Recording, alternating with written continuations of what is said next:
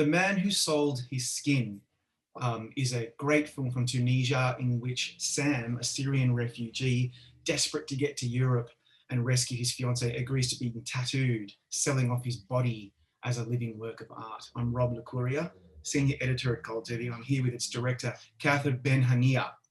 Kaouther, this is a really enlightening story, I think, about the haves and the have-nots. And it's set against the backdrop of this plight of this refugee who is literally treated like a commodity. And I found that really confronting, to be honest. I'm wondering what you want audiences ultimately to take away from this film and this story. We can't dictate to audience what they can take, since they are very different people. But for me, when I was doing this movie, I was thinking a lot about audience, because I do movies not for me or my friends. So my main idea was which is the dream of any filmmaker, is to have this empathy for this character, to understand his,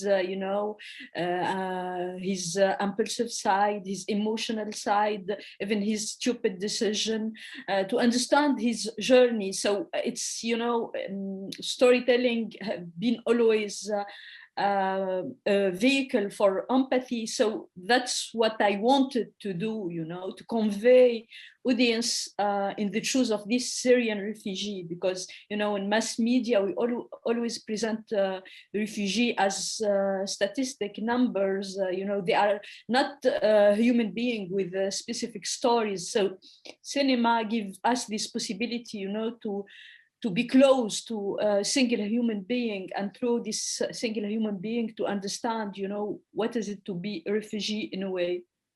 Yeah, I've always been really fascinated with how refugees are perceived by the media and the public, particularly in the West. There's a real universality to it, whether you're in the US or Europe or even Australia. We treat refugees many times as the other and as like a hindrance. And they're not even people, they're dehumanized. I was fascinated how you decided to write and direct a film about this man who is a human being. Like, he's got a story and he's got a purpose for what he's doing. But I just wonder why you chose art. And I kind of have a feeling, because I've done my research, but I'd like you to explain why you chose the world of contemporary art to tell this story. Because art is like this very elitist, especially contemporary art, this elitist, very for the happy few, very closed thing. And I like contrast, since, as you said, the refugee issue is something more about war, catastrophe, survival. It's not linked in any way to this very closed, prestigious world. So by confronting these two worlds, and I wanted someone, completely ignorant in a way, to enter, to this very coded world, and so we can explore it through his eyes. I mean, my story, it's not a classic refugee story. We don't have the boat and the sinking and all what we see. And I don't want to tell a story like this about refugee. I wanted to throw this refugee in this very closed world, so we can explore it with him. Yeah, we've seen that story with the refugees in the boats and the ones that sink in the Mediterranean. We've seen that, and there's nothing wrong with that. It's wonderful. It's very interesting. It's very contemporary and topical. But your story is so original and so different. And it brings me to this. So the film is actually quite satirical. People may not expect that. They're probably expecting something very dark and very dramatic, and it is, but it has a lot of satire. And I wonder, because I think you pulled it off, but why is satire so difficult to get right? I don't know, but me, I love satire. I mean, I think there is a saying, I think it's a French writer who says something, I'll try to translate it, but it's like, satire or humor is the being kind to désespoir, to not having, a hope. So it's a kind of tool, to prevent yourself from being nihilist, being sad, angry, all those negative aspects. And since it's a tough story, and it's also a story full of paradox. And when you say paradox, immediately you have this kind of tone of satire, dark humor. And I always imagined this character like someone who have this in him, this distance, and this way to laugh about himself. Because since I'm coming from Tunisia, and Tunisia was a dictatorship till 10 years ago, and I know that people in all this region who live very tough things, they have this kind of humor to protect themselves. So I grow up in this kind of satirical universe, and I like it very much. So I'm trying, to put it in my movies. Yeah. In fact, my next question was about how your upbringing in Tunisia as a Tunisian woman influences your filmmaking. Is there something about North Africa, that region, that you say is quite unique in cinema, if you can pinpoint something? I mean, North Africa, we don't have a big tradition in cinema, except Egypt, where they have commercial cinema and they have a big market and a history of cinema. All of us, when we talk about North of Africa, you have different writers trying different cinema. And since we don't have a market, it's not commercial cinema, it's more like auteur cinema. Yeah. And since, as I mentioned, things are politically changing in a very, speed way, especially in Tunisia, since it's a young democracy. We are experimenting the joy of freedom of speech. So it gives us, director, the possibility to make movies without censorship, without red lines, So it's really, there's something happening, in the creative scene in Tunisia, because since we did the revolution, a political one, a changement of the regime, now we need like a cultural revolution to express ourselves. And so it's very exciting. It is exciting to see a fledgling culture really start to find a voice in cinema. I was looking back at North Africa as a region and how they've been represented at the Oscars. I think only 9 features have ever been nominated at the Oscars from North Africa. 5 of them were Algerian, or not North Africa, I should say Africa in general, but 5 of those were Algerian, which is probably the closest thing you could get, I suppose, to Tunisia when you're talking about relatively speaking. But then if this film, there's been 7 films submitted for Oscar consideration by Tunisia. If your film makes it to the final 5, you will be the first. What does that mean to you personally firstly, without looking at your career and your country, just personally, what would that mean to you to represent Tunisia at the Oscars for the first time? It will be historical. I mean, it will be an honor, because Tunisia gave me a lot, even in this movie, which can seem international. The first financement I got was from Tunisia. I was educated in Tunisia. I studied in Tunisia. So it will be, I don't know, it will be historical. Yeah, I mean, it would be great to see a lot of filmmakers like yourself who've moved to Europe to get more opportunity, to then go back home and maybe tell more Tunisian stories. I don't really know a lot about Tunisia, apart from that's where Star Wars was filmed in the 70s.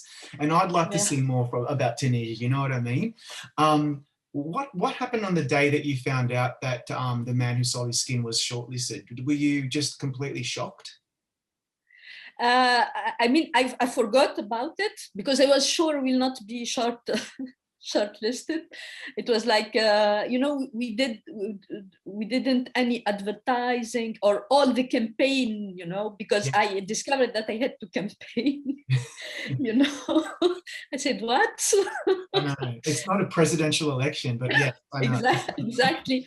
But and then I tried to understand what's this Oscar thing is happening, and I discovered that you have to pay huge amounts of money for advertising, ads. And when I saw the budget, you know, proposed budget, I said, no, if I have this money, I want to do with it a short movie or a documentary. Yeah. I'll not give it to ads, you know. So mainly we did nothing, but since this year is very different, you know, from the previous year, you don't have the huge screening gala things. There was kind of equality, you know, between films, since all the voter was watching on their computer, which is not the best way to watch movies. But what I discovered later when we learned about this, and I think Variety mentioned this, that there was a big shatter among voters. I mean, some voters discovered the movie and called their friends to say, hey, you should watch the Tunisian movie. It's really great. So it was mainly word of mouth between voters, which is very flattering for me. It's like the movie defends itself by itself.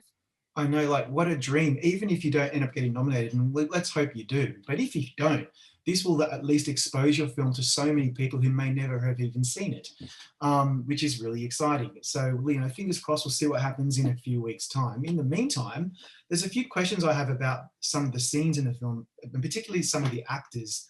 Firstly, Yahya Mahani, is that how you say it? Mahani. Terrible.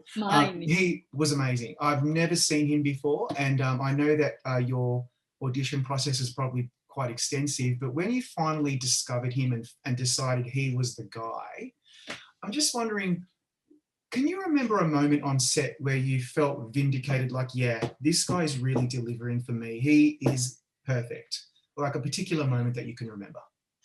Yes, even before the set, you know, when I saw his self-taped audition, I had a feeling that he can be my protagonist. So I wanted to do with him, since it's a very important part. I'm very precautious. I asked him, you know, to meet so we can do some trials with video camera to see all the palette of his capacity. And, you know, he's not an actor in life. He's a lawyer, which is not very far from acting, but but he acted in some short movies.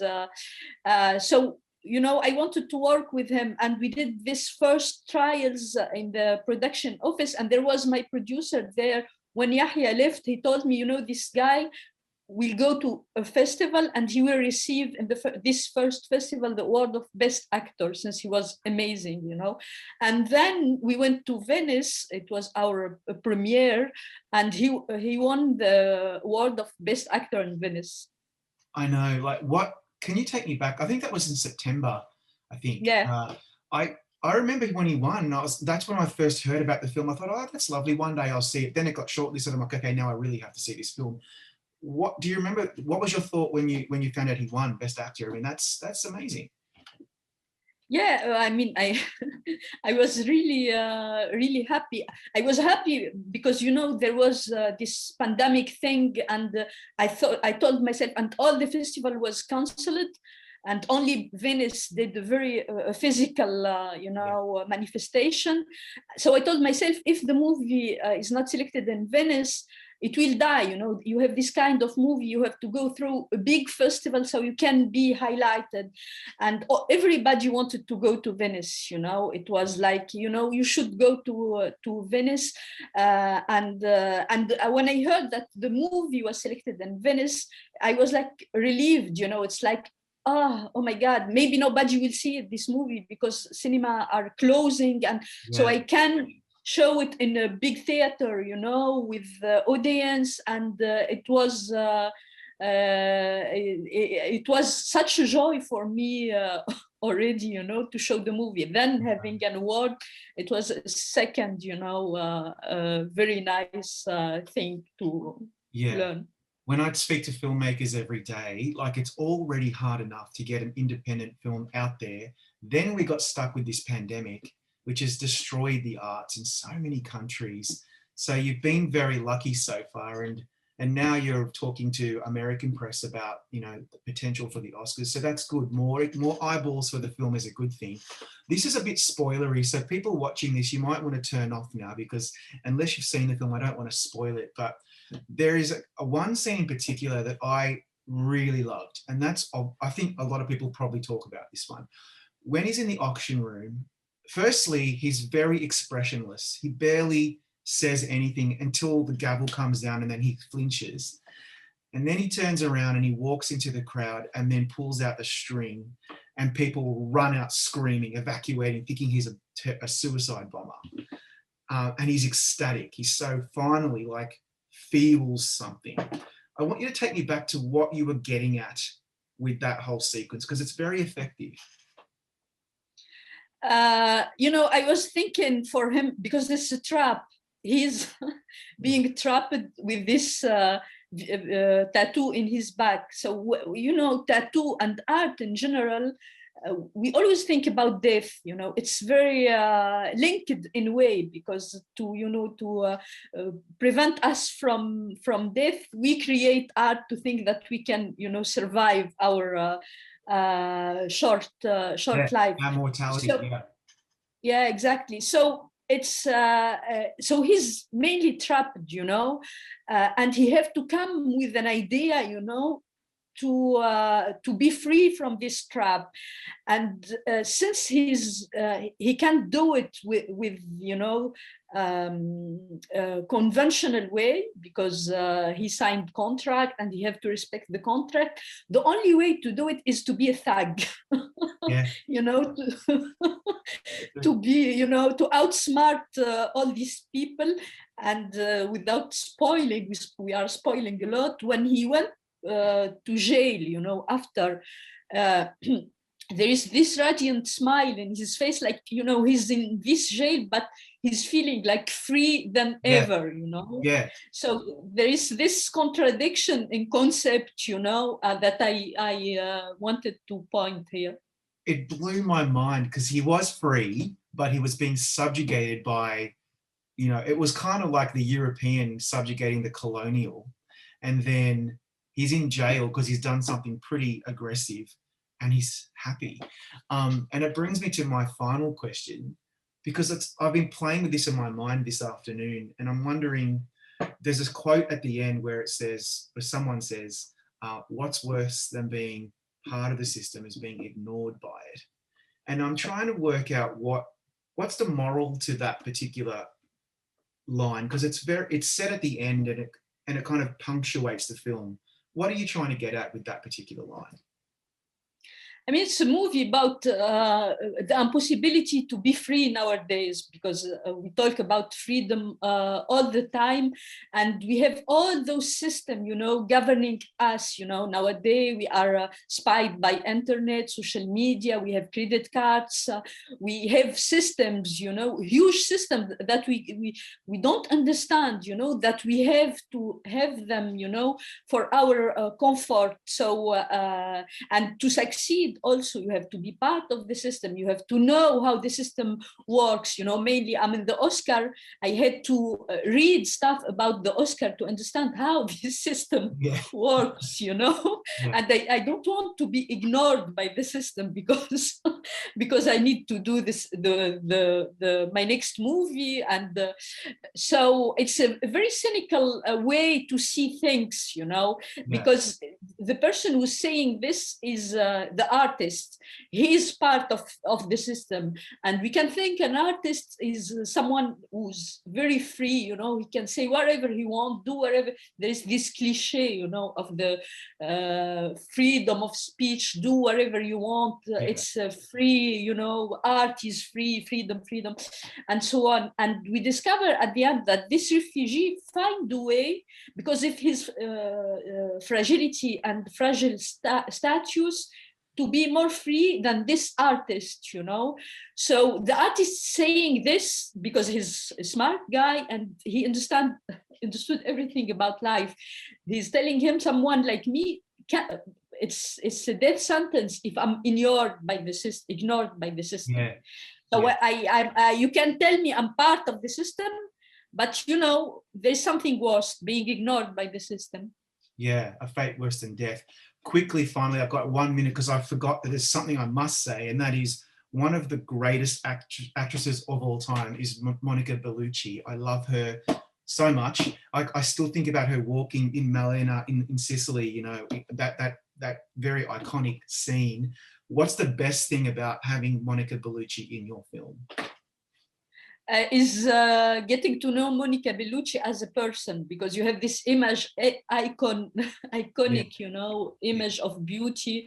Everybody is in love with Monica Bellucci. So getting to work with her, to direct her, you know, to be your, you know, to tell you, please, you are the director, shape me, you know, and we have this wonderful relationship, women to women, and she's in this process of empowering women director, and she loves working with women directors. So it was a real joy, you know, to work with Monica Bellucci. Yeah, it was a great, it was a real welcome thing to see her on my screen again. But anyway, Kaouther, thank you so much for your time today. Congratulations on a great film, and fingers crossed for the Oscars in a few weeks' time. Thank you. Thank you.